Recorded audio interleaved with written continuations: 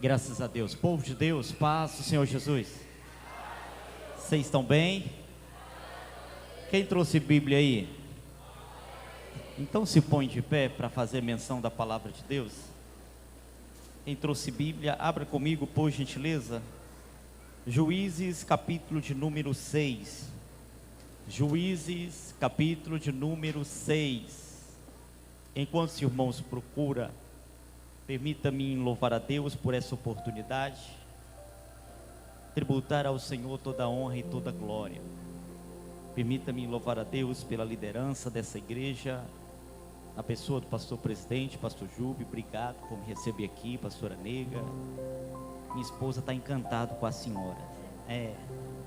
Ela disse que a senhora é uma pessoa que dá vontade de ficar perto e não sair mais. Ela gostou da senhora, todos os pastores. Olha, Marco Júnior disse que é para vir para cá. Será que Deus revelou o mistério? A empresa que, pastor Júbio, a empresa que eu estou trabalhando, na verdade eu estava aqui na sexta e no sábado a trabalho. Estamos fazendo um estudo para abrir escritório aqui em Colinas. E isso acontecendo, Deus abençoe. Deus seja louvado. Obrigado, pastor. Evangelista Marco Júnior, obrigado. Amanda, obrigado por me receber aqui, eu e a minha família. Deus continue abençoando vocês. Deus continue abençoando. Trago um abraço uma vez mais, o meu pastor Jovair Jacinto Rosa, a todos os irmãos. Para quem não sabe, cooperamos ali em Palmas com o pastor Amarildo Martins, nosso pastor presidente, e com o pastor Jovair Rosa, o meu pastor dirigente, a qual trago um abraço de ambos para todos. Minha esposa, minha filha que me acompanha, obrigado, Deus abençoe. Juízes, capítulo de número 6, versículo de número 36, por gentileza. Juízes, capítulo 6, versículo 36. Eu vou estar lendo para ganharmos tempo. Diz assim o texto: Então Gideão se dirigiu a Deus, dizendo: Se realmente queres livrar Israel por minha mão, como dissestes, eis que eu porei uma porção de lã na eira. Se o orvalho estiver somente nela e a terra ao redor estiver seca, então sabereis que irás livrar Israel por meu intermédio, como disseste. E assim aconteceu. Do outro dia, Gideão se levantou de madrugada e, apertando a lã do orvalho que havia nela, espremeu uma taça cheia de água. 39. Gideão se dirigiu a Deus, dizendo mais uma vez: Não se acenda contra mim tua ira, Senhor, se eu falar somente mais esta vez. Peço que me deixe fazer mais uma prova com a lã, que desta vez sua lã esteja seca e que a terra esteja molhada, e na terra ao redor dela. E assim o fez naquela noite. Repita comigo: e assim o fez naquela noite, pois só a lã estava seca, e sobre toda a terra havia orvalho. Tomai vossos assentos, em nome de Jesus. Sentado como estão, pela última vez, repitam comigo: Deus vai fazer o impossível. Amém. Graças a Deus. Meus irmãos, o período dos juízes de Israel durou 400 anos. Desses 400 anos a qual durou o período dos juízes de Israel, 100 anos foram de escravidão. A saber, sempre que o povo de Deus se desviava daquilo que Deus havia proposto, Deus permitia que o inimigo comum de Israel, como os midianitas, os amalequitas, os moabitas, os perizeus, viesse sobre os termos de Israel, aplicasse sobre Israel um jugo, um cativeiro. E muitas das vezes esse jugo, esse cativeiro, duraria 7 anos, 10 anos, 12 anos, 20 anos, ou melhor, até 40 anos. Mas sempre que Israel se arrependia, clamava a Deus por misericórdia, Deus levantava um juiz, e através desse juiz, Deus dava vitória para o seu povo. O texto que eu acabei de ler com os irmãos, não é diferente. Israel, a nação eleita, escolhida por Deus, agora está caminhando a caminho dos ídolos, e Deus vai permitir que o inimigo da vez, os midianitas, venha sobre os termos de Israel, coloque Israel em uma servidão, e a Bíblia vai mencionar que os midianitas, os inimigos da vez, composto por um exército de 127 mil homens, armados e treinados, além de colocar Israel sobre um jugo terrível, elas vão até as plantações de Israel, e aquilo que eles não conseguem arrancar e levar para eles, a Bíblia diz que eles incendeiam tudo com fogo. E agora a nação eleita de Deus, ela está padecendo necessidade. É isso mesmo que eu acabei de falar. A geração eleita, o povo que havia uma promessa de ser cabeça, agora eles estão virando cauda. A nação que tinha uma promessa de liderar, agora estão cativada, estão com jugo sobre os seus ombros. Por quê? Porque a desobediência anula a promessa de Deus no momento de você estar vivendo. Sim, tem gente que tem promessa para ser alguém, mas por sua desobediência, ele não se reencontra mais da forma que Deus havia falado. Mas eu tenho aqui uma boa palavra, que esta mesma nação aqui agora, eles mesmo cativos, sobre o jugo dos midianitas, a Bíblia diz que eles se humilham, e eles clamam a Deus por misericórdia. Deus ouve o clamor deste povo, Deus levanta um profeta para falar com este povo. Mas eu quero aqui começar a pregar aqui esta noite, o povo clama a Deus, Deus ouve o clamor do povo, Deus envia um profeta para falar com este povo, mas o próprio Deus desceu debaixo do cavalo para falar com Gideão. Porque quem tem promessa de Deus não precisa correr atrás de profeta. Deus ainda desce debaixo do cavalo, Deus ainda fala com Gideão. Posso falar uma verdade? Estamos vivendo em uma geração, é a geração que corre atrás de profeta, é a geração que você procura ele no culto de domingo como esse, e ele vai falar, não deu para ir para o culto, é porque profeta fulano estava em uma live na rede social, e eu fiquei lá para ver se Deus usava ele para falar comigo. E a geração que atravessa esse estado, vai para outro lugar atrás de um profeta, mas não vem para o culto de ensino, não vem para a escola bíblica dominical. Deus me trouxe aqui para falar com você. Ei, meu irmão, quem corre atrás de profeta é porque não tem chamada divina. Quem tem chamada divina espera Deus descer para falar com ele, espera Deus falar com ele. Não foi assim com Davi?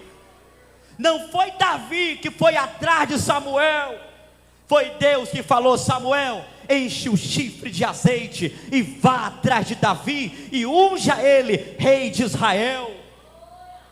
Pregador, é porque Deus está demorando, e até Deus vir falar comigo, o que eu tenho que fazer? Faça o que Davi fazia. Até o Deus mandar o profeta encontrar ele servia a casa do pai, ele obedecia a vontade do pai, a palavra do pai. Deixa eu liberar essa palavra aqui sobre a tua vida, jovem. Até Deus te levantar, ei, sirva a casa do pai, honre a casa do pai, valoriza a palavra do pai. Deus desceu para falar com Gideão, e Deus encontra Gideão malhando o trigo no lagar. Aonde? Aonde? E se eu te falar que lagar não é lugar de se malhar trigo? Lagar é lugar de se pisar uva. É. E como o judeu é inteligente, às vezes que de improviso, eles espremiam, montavam uma prensa e espremiam uma azeitona. Mas lagar não é lugar de malhar trigo. Trigo se malha na eira.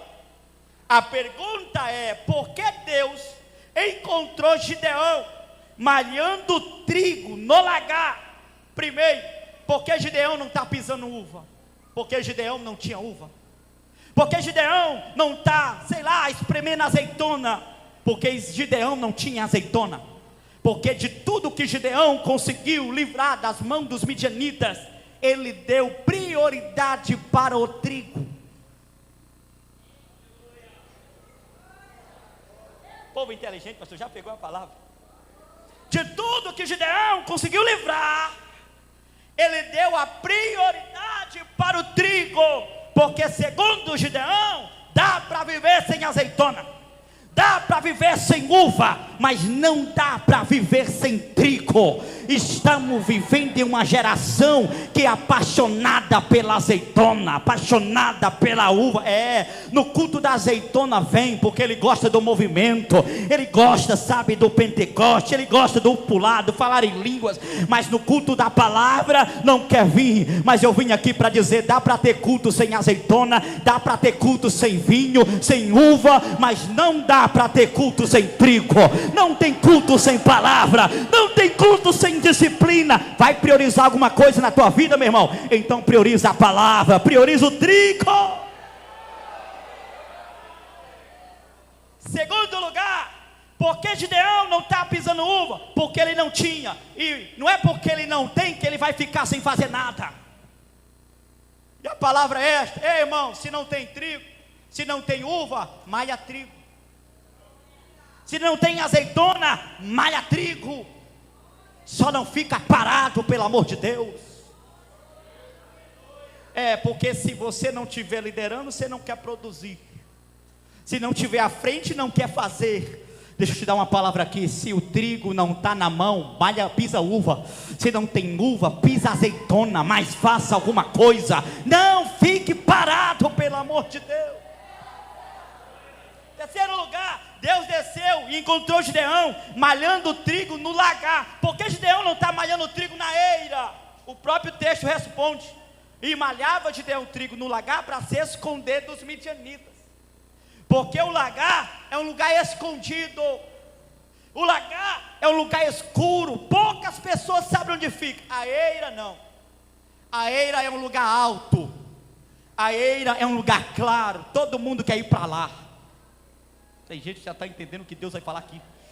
O lagar é um lugar pequeno, escuro, escondido, pouca gente, poucos convites, pouca amizade, pouco dinheiro. Mas mesmo assim Gideão está lá malhando trigo. Ei, deixa eu te dar uma palavra aqui. Deus chamou Gideão no lagar. Deus chamou Gideão no lagar. Porque chamada de Deus não começa na eira. Chamada de Deus começa no lagar. Chamada de Deus não começa em cima. Chamada de Deus começa embaixo. Chamada de Deus não começa no grande. Chamada de Deus começa no pequeno, é no apertado. Ei, vocês acham que eu comecei a pregar em congresso? Foi nada, meu irmão. Eu comecei a pregar, foi no culto da juventude, na casa, toda quarta-feira. Pregava para 2 jovens, tinha hora que um levantava e ia lá para fora, pregava para um, pregava nos cultos de quinta-feira. Ninguém queria pregar, porque quase não tinha ninguém na igreja, pastor. E o pastor Arlindo falava: meu filho, tu tem coragem? Eu falei: agora que eu vou. E eu aproveitava aquelas oportunidades e pregava. Tinha uma vez que estava o pastor Arlindo, o vice-pastor, e a pastora Januária, 2 crentes dando glória embaixo, e eu pregando lá em cima, dizendo: hoje eu estou no lagar, mas a qualquer hora Deus vai me pôr na eira. E eu vim com esta palavra aqui para alguém aqui que está no lagar e está querendo parar, está querendo desistir, porque o lagar não é fácil, o lagar é apertado. No lagar não tem convite para pregar, no lagar não tem convite para cantar, não tem convite para comer pizza. No lagar você olha para a conta bancária, está zerada, está no vermelho, as contas não fecham, as despesas não está sendo suprida, e você está aí querendo desistir da chamada da igreja. Deus marcou esse congresso, nesse encerramento, me trouxe aqui para falar para você, meu irmão: permaneça no lagar, fica no lagar, porque o lagar pode ter poucos amigos, pode ter poucos convites, mas no lagar tem o principal: presença do anjo e presença de Deus, presença do anjo e presença de Deus. Contigo, Gideão. Vocês acham que Gideão ficou feliz Quando Deus diz, o Senhor é contigo, Gideão, Gideão manda uma resposta daqui para lá: epa, se o Senhor é conosco, por que nos sobreveio tanto mal? Se o Senhor é comigo, por que eu estou sofrendo? Se o Senhor é comigo, por que os nossos inimigos nos derrotaram, nos humilharam? Se o Senhor é comigo, por que a porta fechou?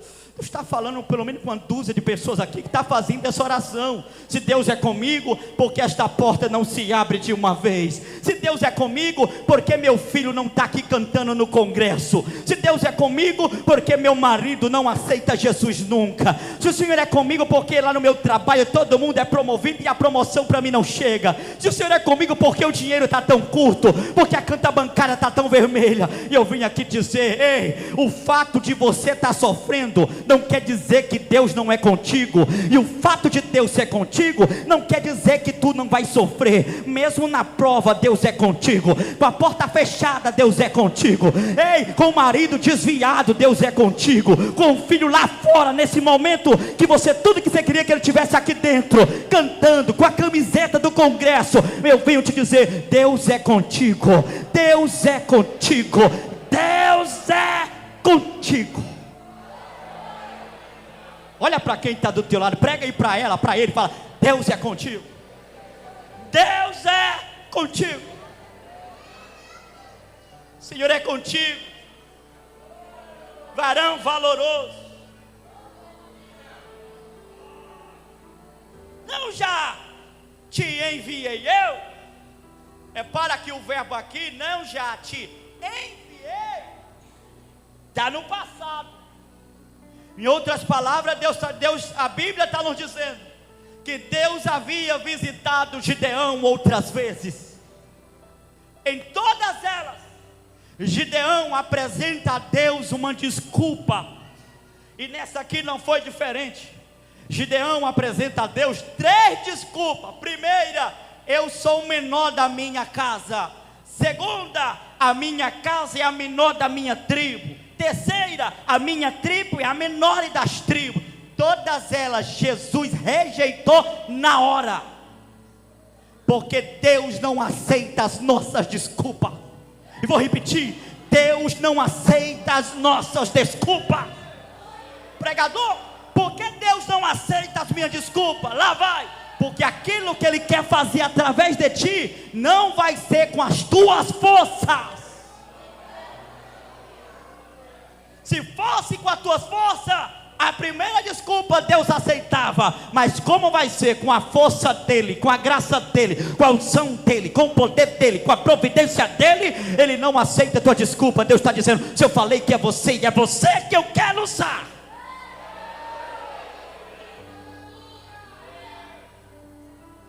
Senhor, manda outro. Eu sou tão fraco, sou tão pequeno. Sabe por que Gideão está falando isso? Porque Gideão sabia que do lado de lá tinha 127 homens armados e treinados, doido para dar um fim nos judeus, nos israelitas. Gideão olha para lá e faz a matemática: peraí, eu contra 127 mil, é impossível, não vou conseguir. Oh Deus, manda outro. Parece que vejo Deus olhando para Gideão e diz: como é que é, Gideão?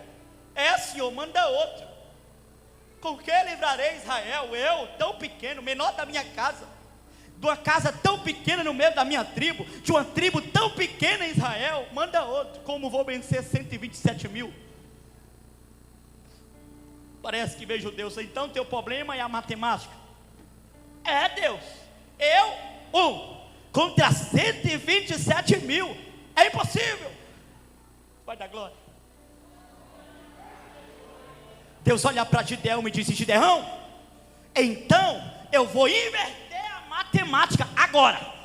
Como assim, Deus? Gideão, na tua conta é tu 1 contra 127 mil. Isso mesmo. Gideão, eu inverto a matemática agora. Gideão, eu, só contigo. 2, e tu vencerás os midianitas como se fosse um só homem. Gideão, na tua conta é 1 contra 127 mil. Na minha conta é 2 contra 1. Gideão, Deus está dizendo aqui uma palavra aqui, Gideão. Tu esqueceu de um detalhe. Tu esqueceu do principal. Qual, Deus? Eu sou contigo, Gideão. E se eu sou contigo, Gideão, tu sempre vai ser maioria na batalha. Tu sempre vai ser maioria na guerra. Eu vim pregar para alguém aqui que a prova está grande, está apertada. Você já achou que não tem mais jeito? Eu vim gritar aqui no pé do teu ouvido dizendo: Deus é contigo, minha irmã. Deus é contigo, jovem. Deus é contigo, adolescente. Deus é contigo, líder. Deus é contigo, vereador. Deus é contigo, meu pastor presidente. E se Deus é contigo, pode se levantar filisteu, gigante, muralha, nada vai te parar. Você vai chegar do outro lado. Você vai cantar o hino da vitória.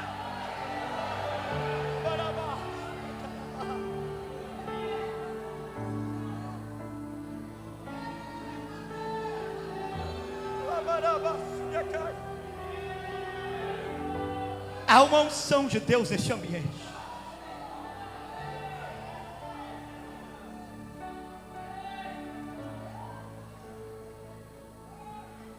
Então o Senhor é comigo. Então o Senhor vai me dar vitória. Vou te dar vitória, Gideão. Então confirma a minha chamada. Então confirma meu ministério. Gideão, como é que você quer que eu confirme a tua chamada? Como é que você quer que eu confirme o teu ministério? Senhor, colocarei o novelo de lã no lagar. Não, colocarei o novelo de lã na eira.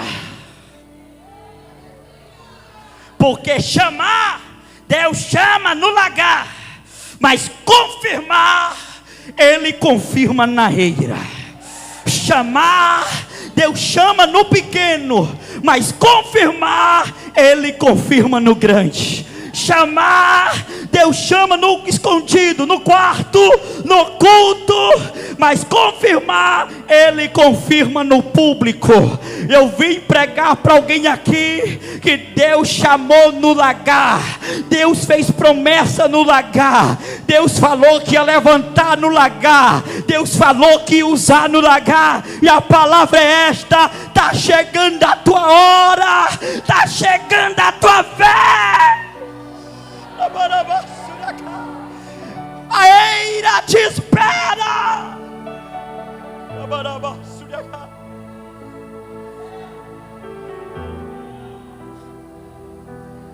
Colocarei o novelo de lã na eira sobre a terra. Se o Senhor é comigo, se o Senhor vai me dar vitória. O orvalho, fui criado na roça. Lá nós chamava de Uruguai. Uruguai, pastor Júlio também é. Vai cair a noite toda sobre a lã e sobre a terra. E se o Senhor é comigo, se o Senhor for me dar vitória, amanhã de madrugada vou subir a eira. Senhor, a terra vai estar seca e a lã vai estar molhada.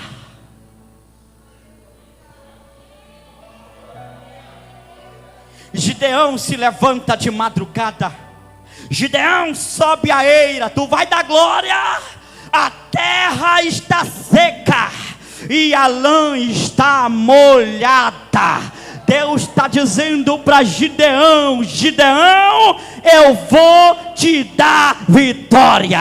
Eu vou te dar vitória.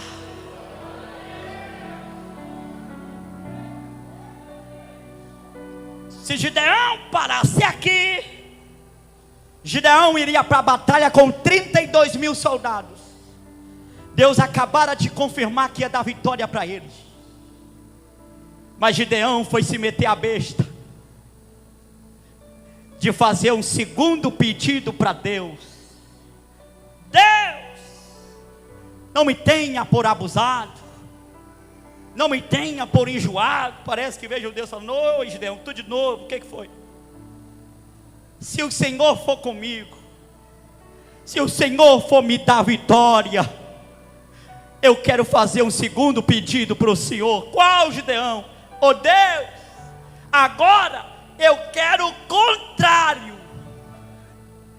Eu quero que a terra esteja molhada, e eu quero que a lã esteja seca. Olha para cá e redobre a tua atenção sem perder a unção. O primeiro pedido de Gideão para Deus, terra seca, lã molhada, não tem nada de sobrenatural. A lã absorveu a água da terra. Agora o segundo pedido,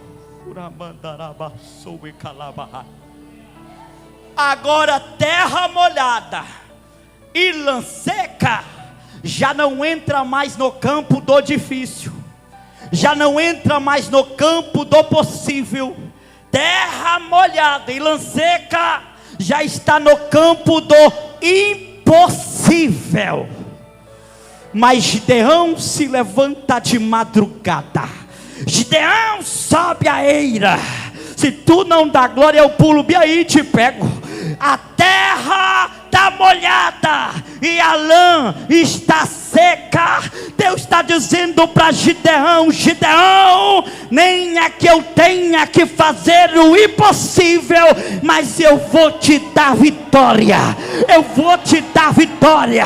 Levanta a mão, se puder levanta as duas. Eu não vim aqui em Colinas pregar nesse congresso para te dizer que Deus vai fazer o fácil. Vai nada. O fácil quem vai fazer é você. Eu não vim aqui pregar que Deus vai fazer o difícil. Difícil quem faz é você. Mas eu vim aqui pregar em alto e bom som. Deus vai fazer o impossível. O impossível. O impossível. Eu estou pregando para alguém aqui que o médico falou que a causa não tem mais jeito. Te prepara para testemunhar o milagre. Deus vai fazer. Eu vim pregar para alguém aqui que o advogado falou que a causa está perdida, que o juiz engavetou teu processo. Eu vim aqui pregar, nem que tenha que mudar juiz de comarca, de cidade, de região, mas o teu processo vai ser desarquivado. Deus vai fazer o impossível. Quem recebe a palavra, quem recebe, então reaja, pelo amor de Deus, dá um brado de glória a Deus e aleluia. Pelo menos 10 segundos de glória a Deus, de aleluia, de glória a Deus, de aleluia, porque a graça de Deus vai invadir esse ambiente. Adore a Ele. Dá glória a Deus aí para mim beber uma água, por gentileza.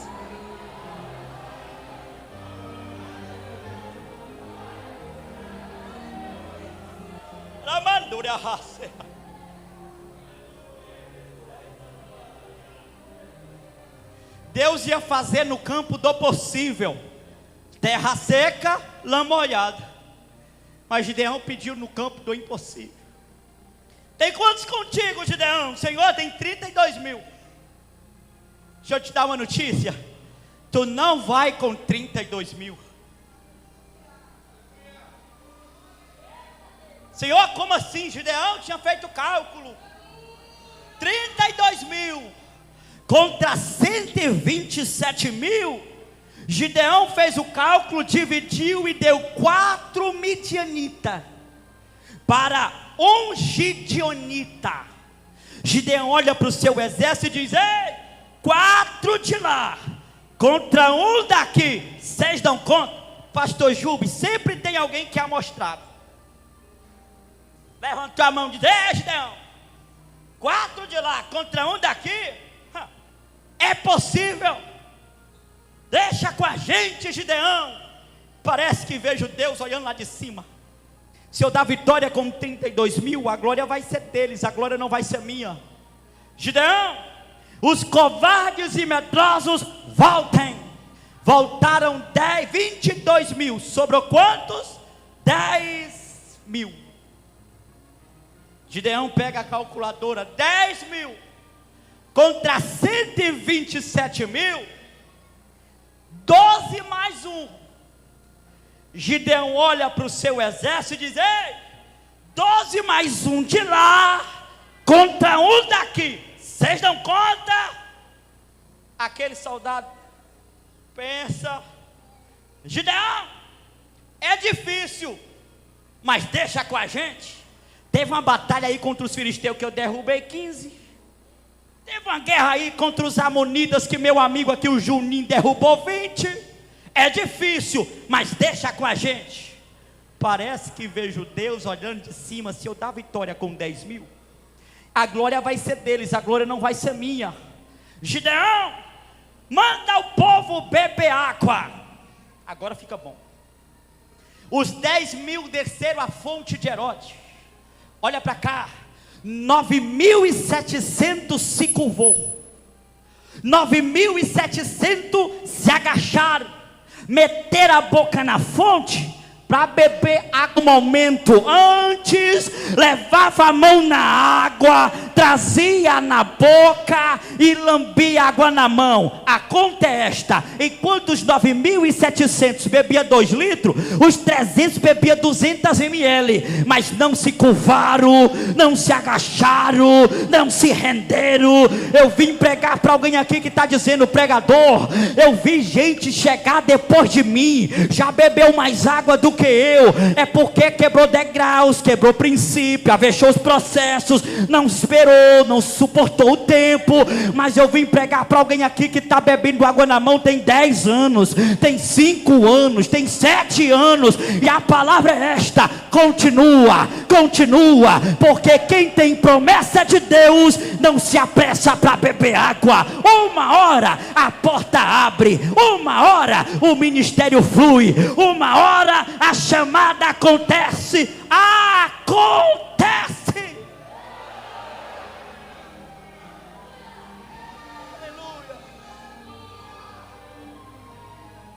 Gideão olha para um lado, 9.700. Pastor Júlio, Gideão diz: eu tinha 32 mil, era difícil. Agora só tem 9.700. Deus brada lá do céu: Gideão, olha para o outro lado. Com esses 300 homens, eu te darei a vitória.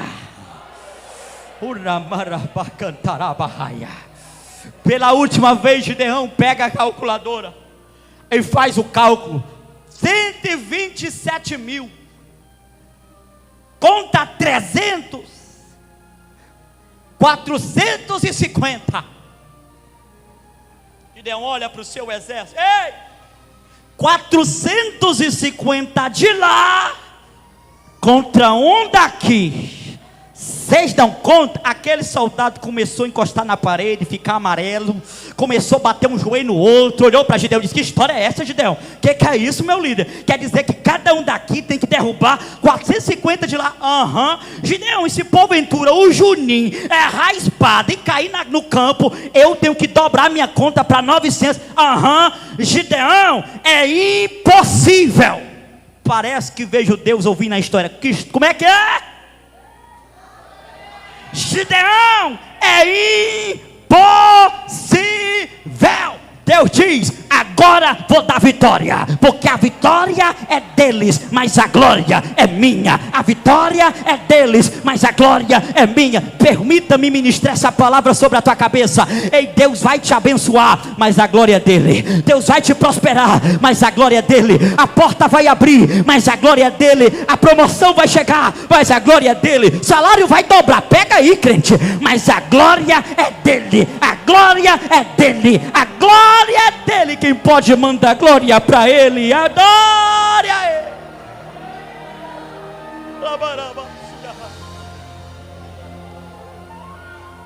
Aleluia.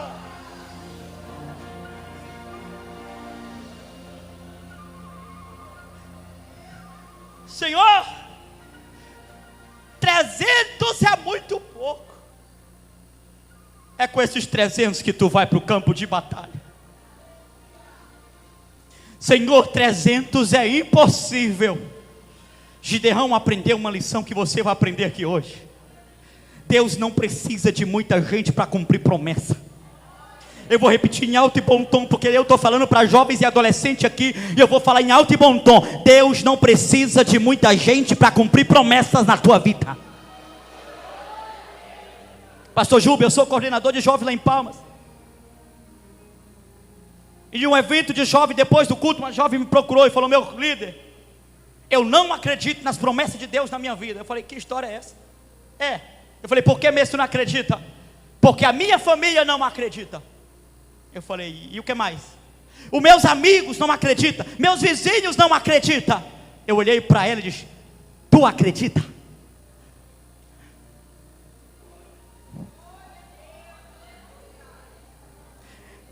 Quem tem que acreditar é você. Quem tem que crer é você.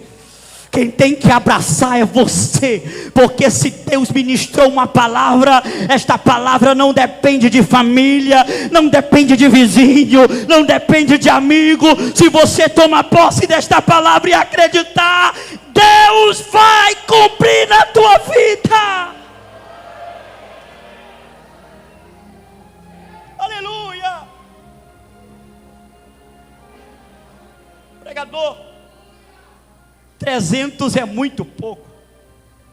Quem foi que disse que Deus precisa de muita gente? Eu vou te pedir para se colocar sobre os teus pés nessa noite.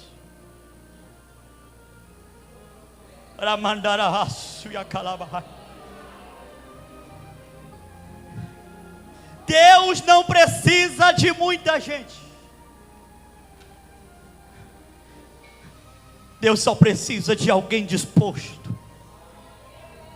Deus nunca priorizou quantidade. Deus sempre foi atrás da qualidade. Pregador, mais 300 é tão pouco.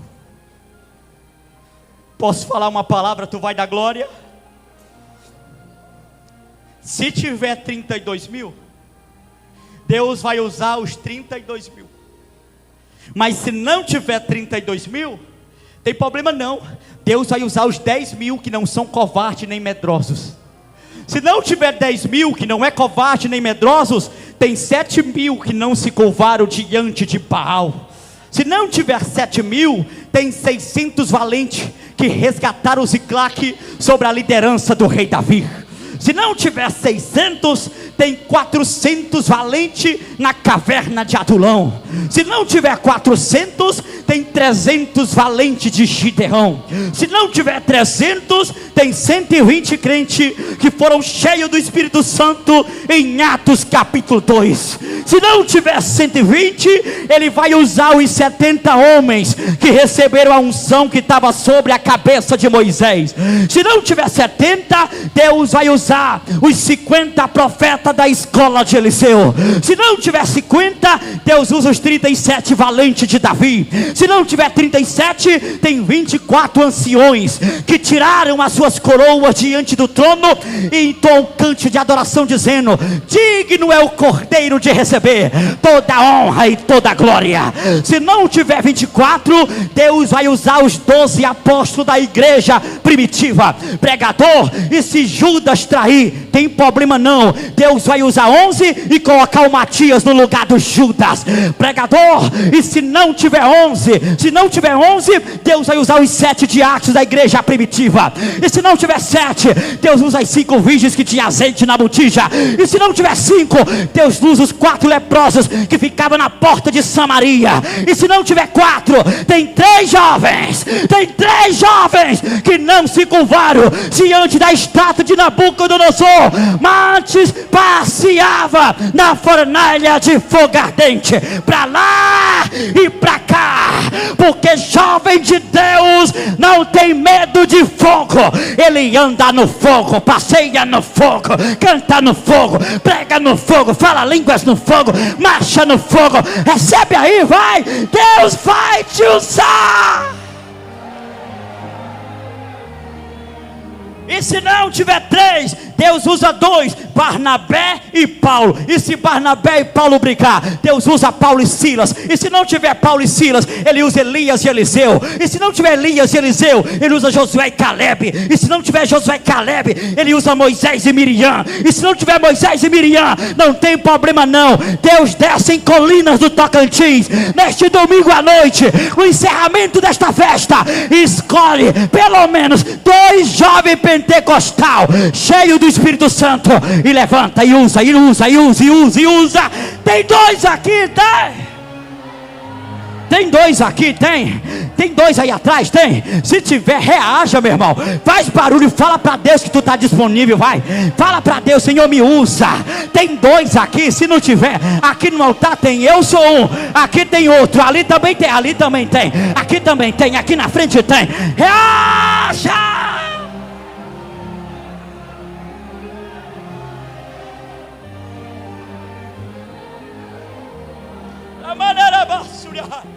Tem 2 aí.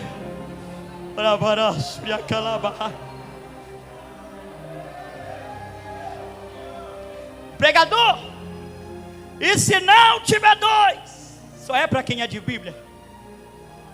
Marco Júlio, se não tiver 2, a minha Bíblia diz que a oração não é do mundo inteiro. A oração não é do Brasil inteiro, não é do Tocantins inteiro, não é de Colinas inteira, não é dessa igreja inteira. A oração de um justo pode muito em seus efeitos. Se não tiver 2, Deus levanta aqui esta noite um crente que ama a oração e usa para a sua glória. Tem alguém aqui? Tem. Cadê as irmãs da CIB? Cadê as irmãs do ciclo de oração? Cadê você? Cadê os obreiros aqui de Colinas? Deus vai te usar.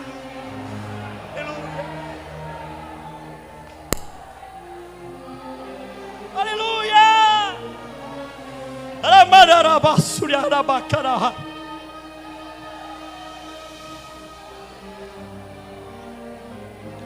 Pregador, e se Deus olhar lá de cima e não achar um justo sequer, eu estou perdido? Tá não. Se eu te falar que isto aconteceu, Jeremias diz que Deus olhou de cima para a terra, procurou um justo na terra, e a Bíblia diz que Deus não encontrou. Pregador, então Deus desistiu de nós? Desistiu não. Deus fez um novo projeto, largou a humanidade para trás? Fez não. O que o Pai fez? Parou de olhar para a terra, olhou para o seu lado direito. E João 3,16 diz que o amor a você foi tanto que ele olhou para Jesus e diz: e Deus amou o mundo de tal maneira que deu seu Filho unigênito, para que todos aquele que nele cresce não morresse nem perecesse, mas que tivesse a vida eterna. Deixa eu liberar uma palavra sobre a tua vida aqui esta noite, no encerramento deste congresso. Se dependesse de pregador, tu estava perdido. Se dependesse de sacerdote, tu estava perdida. Se dependesse de profeta, tu estava perdido. Mas como dependeu unicamente, exclusivamente de Cristo Jesus, Ele trocou o céu pela terra. É isso mesmo, Ele trocou o céu pela terra. Ele trocou a serviço dos anjos para ser servo pela tua vida. Trocou o conforto do céu pela perseguição terrena. Ele trocou a vida pela morte, para morrer no teu lugar e te dar direito à vida eterna, o perdão, a salvação. Então seja grato, reaja dessa noite. Seja grato, por gratidão, cultua Ele de verdade.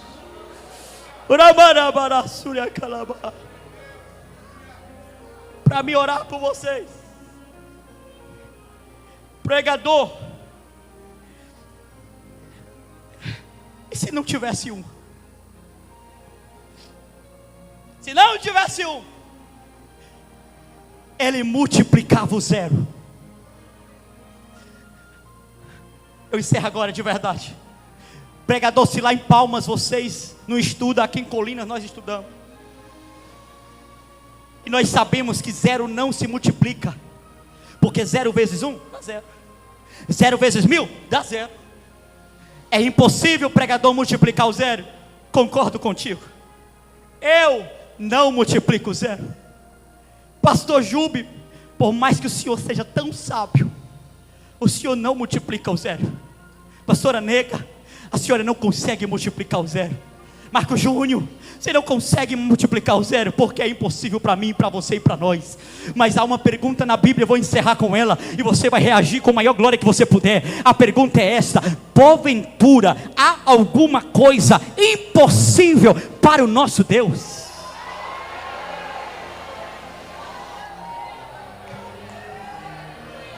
E a mesma Bíblia dá a mesma resposta: nada é impossível para Deus. Para te alcançar aqui nessa noite, Deus multiplica o 0, Deus faz o impossível, mas Ele te alcança, Ele te perdoa, Ele te abraça. Pregador, prova na Bíblia que Deus multiplica o 0. É de Bíblia que eu gosto. E Isaías 22, a Bíblia diz: Ele dá força ao cansado e multiplica as forças de quem não tem nenhum vigor, 0 vigor. Ele faz o impossível. Deus está fazendo o impossível. Deus está fazendo o impossível. Deus está fazendo o impossível.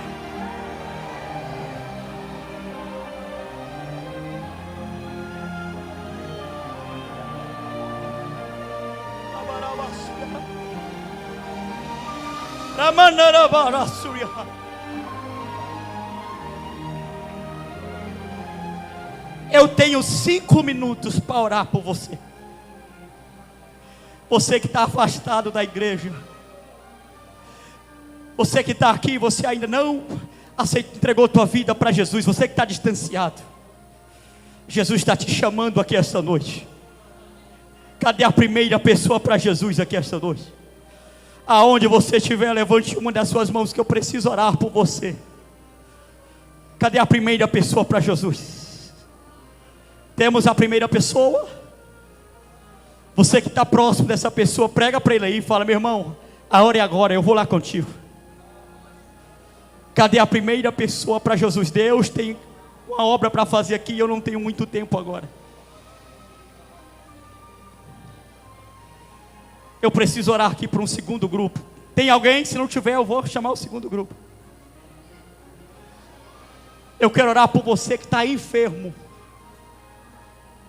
Pregador, eu estou enfermo e eu preciso de cura.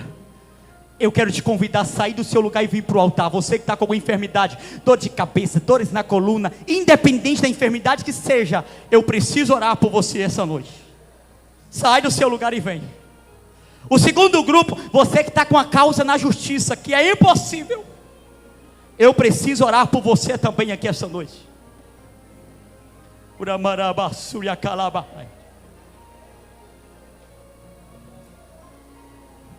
Marco Júnior, você vai me ligar e você vai dizer que vai ter testemunho aqui esta noite. Tem pessoas que entrou aqui doente, que tem retorno para ir no médico, e quando chega lá o médico vai dizer na sua cara que você não tem mais nada. Tem pessoas aqui que a causa está perdida, você nem acredita mais nesse processo. Ei, vai receber uma ligação do número desconhecido, atenda, porque o advogado, que tanto tempo que passou, ele já mudou de número, e ele vai te ligar e dizer: meu irmão, minha irmã, a causa está vencida.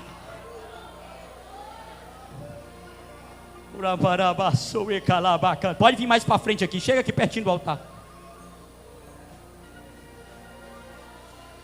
Fui pregar em Miracema no começo desse ano.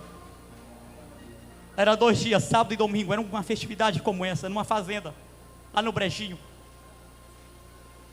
Preguei sábado à noite e domingo de manhã.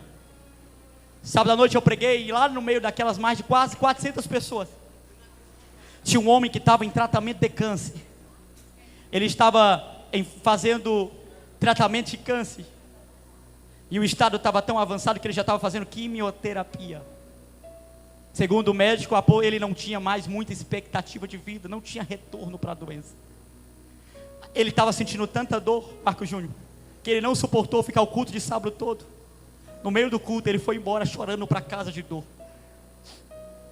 Domingo pela manhã, eu termino de pregar 11 horas, eu estava debaixo de uma tenda. Vocês acham que eu estou suado? Suado, eu estava naquele dia igual um cuscuz na panela, orando pelo povo. Quando dá fé, lá vem ele, chegou 11 horas da manhã, mal conseguia andar direito, se ajoelhou diante do altar, orei por ele. Ele voltou para casa. Segunda-feira voltou, foi lá em Palmas fazer a consulta. Quando o médico viu ele, o médico falou para ele: nós precisamos fazer novos exames. Ele olhou para o médico, ele contando para mim um texto, que você vê o tamanho do texto. Ele falou: pregador, eu achei que eu tinha piorado, eu achei que ele ia falar que eu ia morrer na próxima semana. Fiz os novos exames na terça-feira, na quarta peguei os resultados, e na quinta eu devolvi os exames para ele. E quando ele olhou os meus exames, ele contou para mim. O médico se assentou na cadeira. Eu perguntei: eu estou morrendo? E ele disse: muito pelo contrário. Os teus exames aqui consta que você não tem mais nada. Eu não sei o que aconteceu, mas eu só sei que tu está curado. E eu vim aqui dizer: não foi pregador, não foi um homem, foi Deus. E o Deus que curou lá é o mesmo Deus que vai curar aqui também. É o mesmo Deus que vai restaurar aqui também. É o mesmo Deus que vai libertar aqui também. Eu vou orar por vocês aqui esta noite. Devido à quantidade de pessoas, eu não consigo impor as mãos sobre vocês, mas eu vou pedir para os obreiros estender as mãos aí para vocês e me ajudar. Creia na tua vitória, creia na tua vitória. Pai, eu te dou graças por essa oportunidade de ministrar esses 2 cultos aqui em Colinas. Pai, como eu me alegrei pelas mais de 37 jovens que estavam diante do teu altar nessa manhã, uns te aceitando, outros reconciliando contigo. Como eu me alegrei, Pai. Pai, como eu me alegrei pela recepção tão amável que tiveram comigo neste lugar. Pai, eu não pedi para vir para cá. Pai, eu não mandei mensagem falando: me leva. Foi eles que me trouxeram para cá. Foi o Senhor que me trouxe para este lugar. Pai, essa noite, para essas pessoas que estão diante do teu altar, crendo no milagre, elas não estão aqui por causa de pregador nenhum, porque pregador não faz nada. É tanto, Senhor, que a minha oração é a mesma que eu sempre te faço. Pai, eu não peço que o Senhor cumpra aqui a minha palavra, Pai, até porque a minha palavra não tem poder nenhum.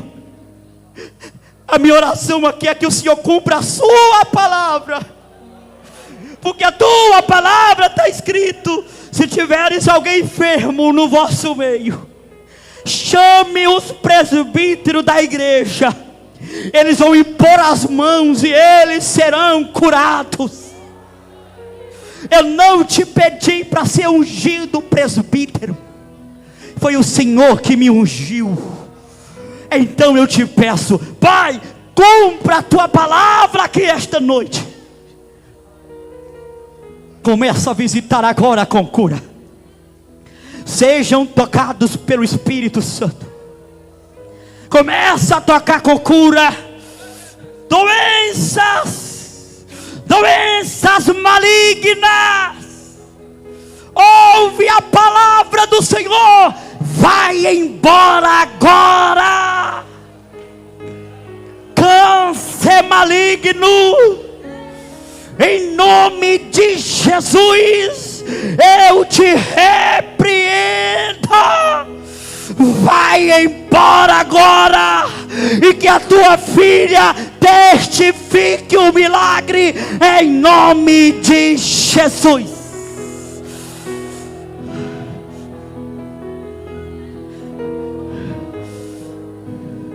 Dores na coluna, enfermidades na alma, reumatismo, vai embora agora.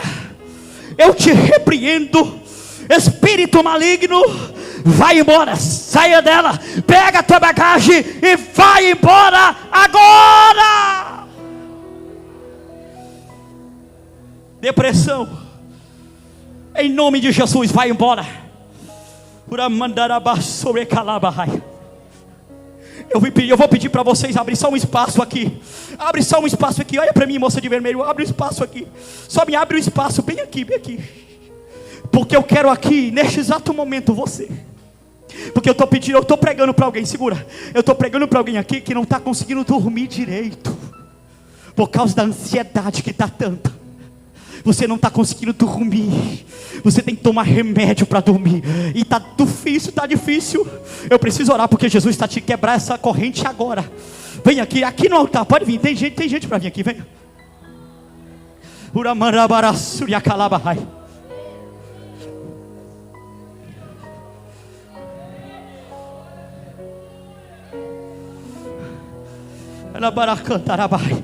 Pastor Júbi, isso aqui é o mal do século. É o mal do século, vereador. Tanto de jovem que está tirando das suas vidas por causa da ansiedade. Sabe o que é ansiedade? Biblicamente falando, excesso do passado, medo do presente e preocupação demais com o futuro.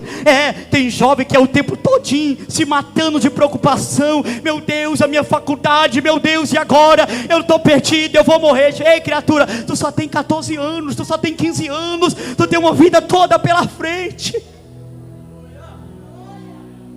Aí tem gente, tem senhoras, irmãs da CIB, que estão sem dormir. Meu Deus, a minha vida se passou, meu casamento se frustrou, eu não tenho nada. Ei, você é preciosa para Deus. Aí tem pai de família que fica tão ansioso que adoece. Meu Deus, eu não tenho um carro para levar minha família para a igreja. Meu Deus, a conta está fechada, o dinheiro não está batendo, e isso está te perdendo o sono, está te causando dor. Eu vim aqui nessa noite pregar dizendo: Deus está te libertando dessa ansiedade. Seja libertos agora. Agora! Eu quero profetizar aqui nessa noite o Salmo de número 3. Deitei, dormi, acordei, porque o Senhor me guardou. Você vai voltar para sua casa essa noite. Te prepara para ter a melhor noite de sono, porque Deus está te livrando. Deus está te libertando. Espírito de acusação, solta ela agora. Dá vitória para tua filha. Segura ela.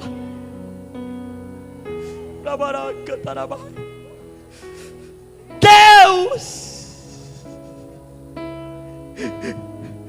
visita a mente da tua filha. As preocupações com a família estão grandes. Mas Deus diz para ti: eu cuido da tua família, eu guardo a tua família. Deita, dorme, sonha, ronca, porque eu estou cuidando de ti nos detalhes. Há uma unção de cura. Há uma unção de cura neste ambiente. Deus, visita a tua filha da cabeça aos pés. Ansiedade, enfermidade da alma e do corpo, em nome de Jesus eu te repreendo e ministro a cura agora, agora, agora. Sejam curados, sejam curados, sejam curados agora.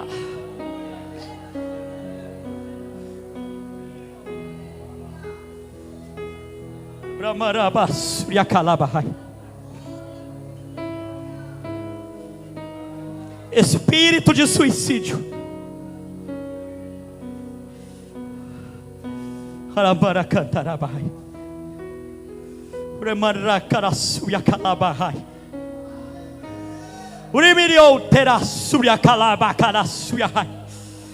estende a mão para cá, igreja. Ramanturias toerabarasurya kalabahaya. Randurias soei kalasurya kalahai. Por mais que a perseguição seja grande, por mais que a afronta do inimigo seja grande, por mais que os levantes seja tão impactante, que às vezes tu olha, mas Deus, eu não fiz nada disso que estão falando. Deus manda te dizer: filho, sou eu que te justifico, sou eu que te coloquei naquela cadeira. E para quem está incomodado por eu te colocar lá, se prepare para ver, porque há uma cadeira de honra maior te esperando no futuro. Seja fiel naquela cadeira, que a tua fidelidade te assentará em uma cadeira muito maior do que aquela, diz o Senhor dos Exércitos.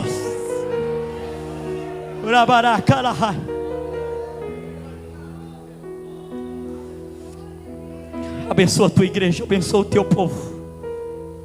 Pai, que testemunhos sejam contados aqui nesta noite. Vão procurar o pastor Juba e vai dizer: pastor, eu estava doente, mas eu fui curado. Pastor, a minha causa estava perdida e eu ganhei do nada, eu não sei explicar, foi Deus.